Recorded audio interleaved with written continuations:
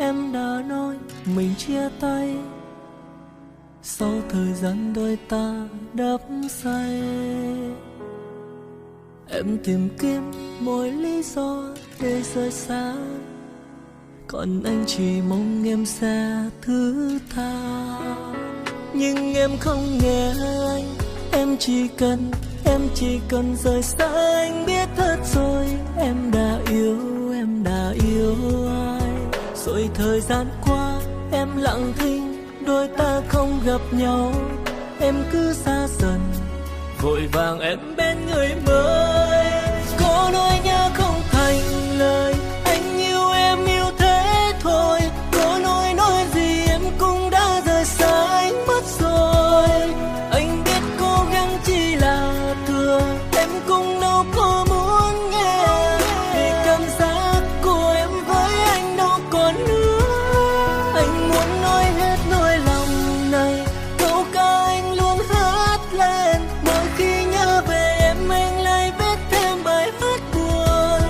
Anh đã đau đớn nhiều rồi, người ơi em có hiểu anh phải làm sao để vượt qua nỗi đau này. Em ơi anh phải làm sao?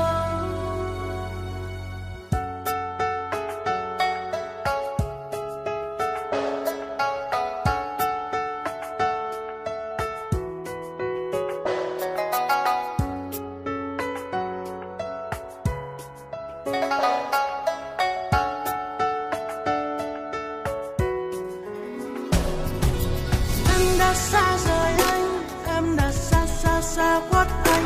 Người có biết bao nhiêu nhớ mong yêu thương về em ngút ngàn. Anh phải cố chờ đợi đến bao giờ người ơi, dấu yêu đã tàn. Nhưng em không nghe anh, em chỉ cần rời xa anh. Biết hết rồi, em đã yêu ai. Rồi thời gian qua em lặng thinh, đôi ta không gặp nhau. Em cứ xa dần, vội vàng em bên người mới. Có nói nhớ không thành lời, anh yêu em yêu thế thôi. Có nói gì em cũng đã rời xa anh mất rồi. Anh biết cố gắng chỉ là thừa, em cũng đâu có muốn nghe. Vì cảm giác của em với anh đâu còn nữa. Anh muốn nói hết nỗi lòng này, câu ca anh luôn hát lên. Mỗi khi nhớ về em anh lại viết thêm bài hát buồn. Anh đã đau đớn nhiều rồi, người ơi em có hiểu anh phải làm sao để vượt qua nỗi đau này. Có nói nhớ không thành, anh yêu em yêu thế thôi. Nói gì em cũng đã rời xa anh mất rồi. Anh biết cố gắng chỉ là thừa, em cũng đâu có muốn nghe.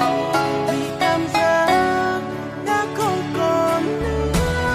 Anh muốn nói hết nỗi lòng này, câu ca anh luôn hát lên. Mỗi khi nhớ về em anh lại viết thêm bài hát buồn.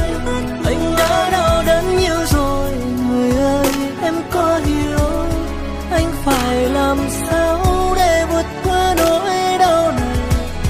Em ơi anh phải làm sao?